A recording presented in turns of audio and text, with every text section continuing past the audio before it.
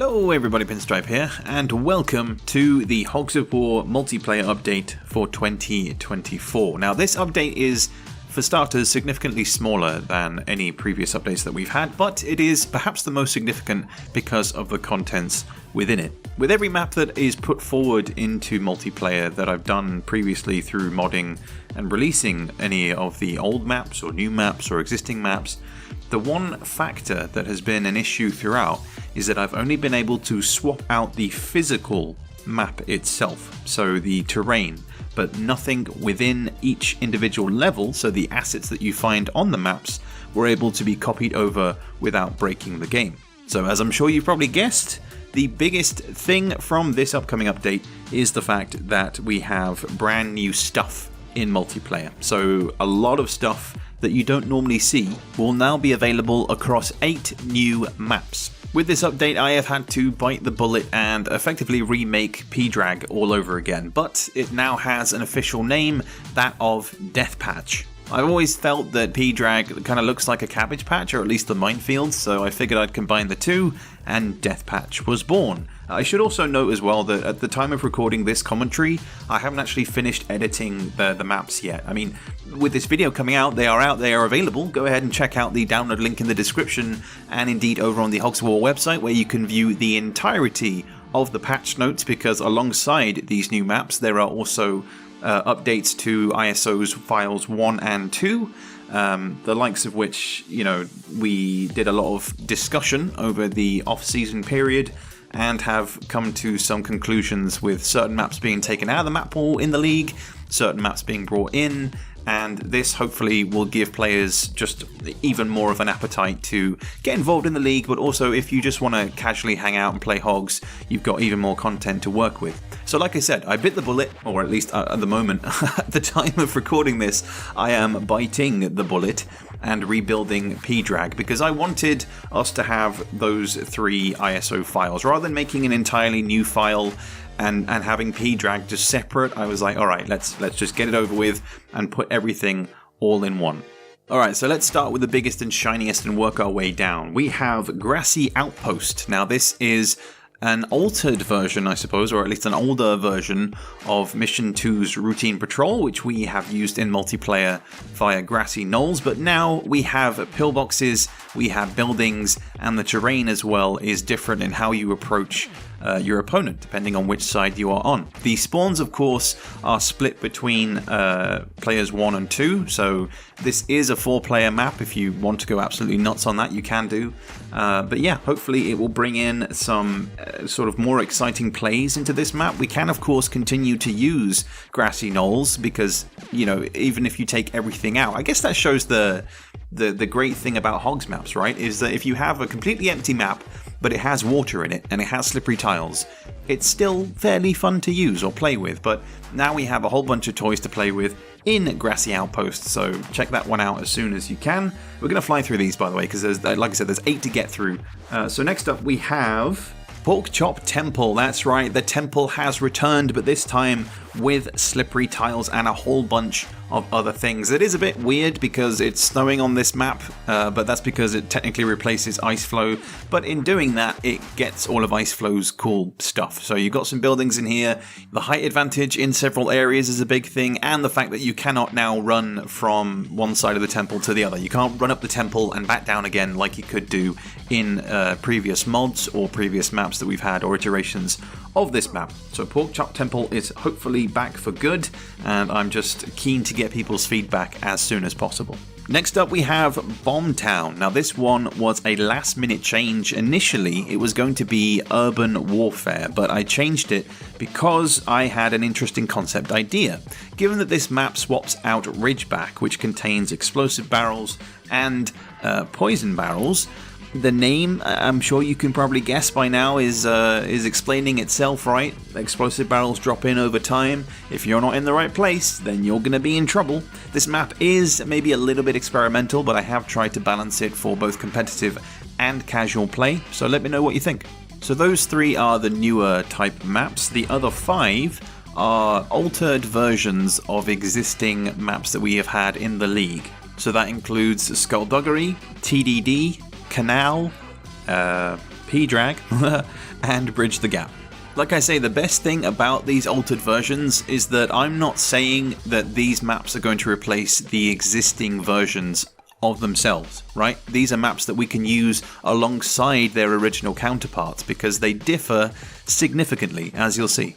So we'll start from the top with TDD. This is the same map that we use on Nightfall, but this time around we have this map, Daybreak. Now, this is obviously set during the day, but we have both bridges connecting all the islands together, and we have 4 pillboxes to play with.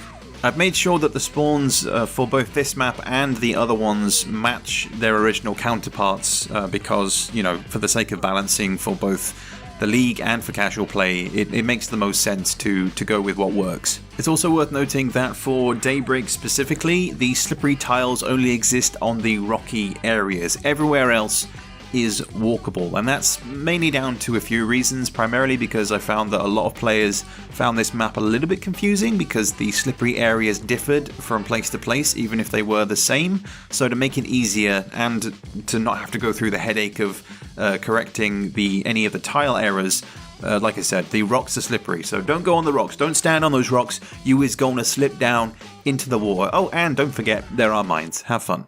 Up next we have Night Watch, which once again is the same map that we have on Root Canal, but set during nighttime. We have access now to a whole bunch of buildings. Now they are both on the same side because the far side really didn't have any flat areas to put any of these structures, so we can play around with these, and they are indeed indestructible, so hopefully they can offer up a little bit of protection, a little bit of height difference as well. And once again, this map has the same spawn points as Root Canal to ensure that things are balanced. I have gone through and tweaked the weaker spawn points that were noted from last season, so hopefully that'll also help to make this map more fun to play. I will say the only downside to this ISO as a whole is the same problems that plagued the original P-Drag, which is that the music and the voices do not work. It is unfortunate, but sadly it is the Hogs spaghetti code that gets the final laugh on this one.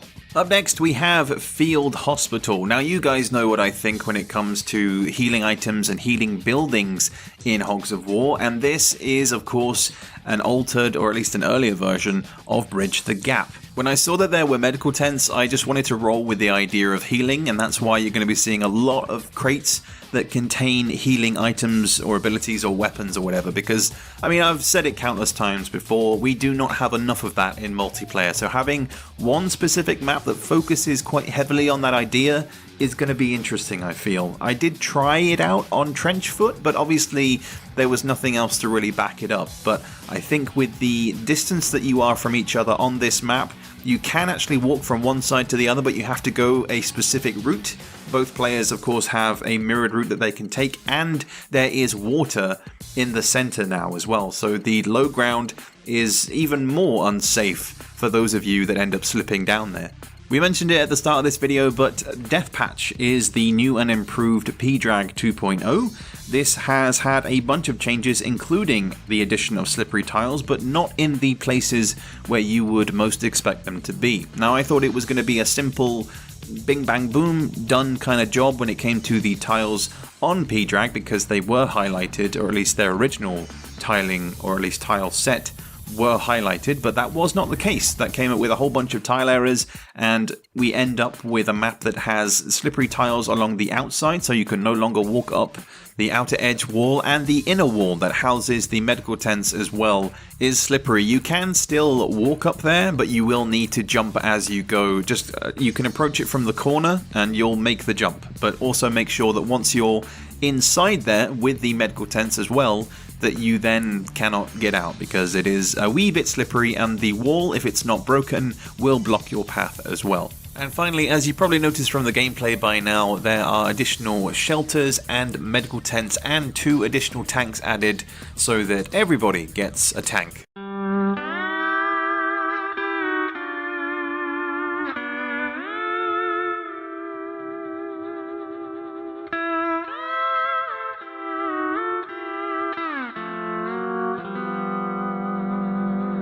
The tank health is still kept at 80 because, I mean, it's kind of healthy to have a tank that can be one-shotted, and because there's more of them now, it makes even more sense. So hopefully Deathpatch will prove fruitful in providing a pleasant battlefield experience. You know? Please, let me be right. And so saving the very best, or at least the most substantial change for the very end, it is the big changes to Skullduggery. But we will no longer be referring to it as Skullduggery. The original map is called Skullduggery, but this map is called Aqua Base. That's right, water base, because there are a shit ton of aqua tanks. You'll find 4 aqua tanks. They're red, by the way, the fancy red ones. 4 red aqua tanks in each corner of the map. There is a pillbox in the center, and we have metal buildings to prevent those easy first turn water kills or high water damage. Yeah, thank God. And in amongst all of that as well is a whole bunch of shelters. So this is just a massive revamp to the existing maps that we have. But the one thing, like I keep stressing, is the fact that we have all of these maps available. You will probably see on screen right now, or at least I'm hinting to my future self to show it on screen, the list of maps that are available to you as both a competitive and a casual player in each of the ISOs. There is just a ton of stuff to be had there, and I really hope that you guys can enjoy them, really. As a Hogs dev, you know, this is the kind of content that I love to make, even if it is incredibly painful and I have just a limited amount of time, and that is why, you know, we only have 8 maps to go on. There were going to be 10, but sadly, High Road, which is the original version of Canyon, and Hill Base, which we have seen before, and you can play Hill Base, you can play both of them on the first or second ISO, I forget which one they're on, but either way, these maps, the physical terrain of these maps are available, even though we don't get to play their original counterparts. So yeah, I love making these kind of things. I hope that these new maps will suffice for this season of the upcoming Hogs of War League. With each year that passes as a community, we have continued to push this game to its limits, and we've shaped it. We've shaped our own system of play into something that I personally am very proud of. I mean, the fact that Hogs is an esport in the year of 2024 is just still insane to me.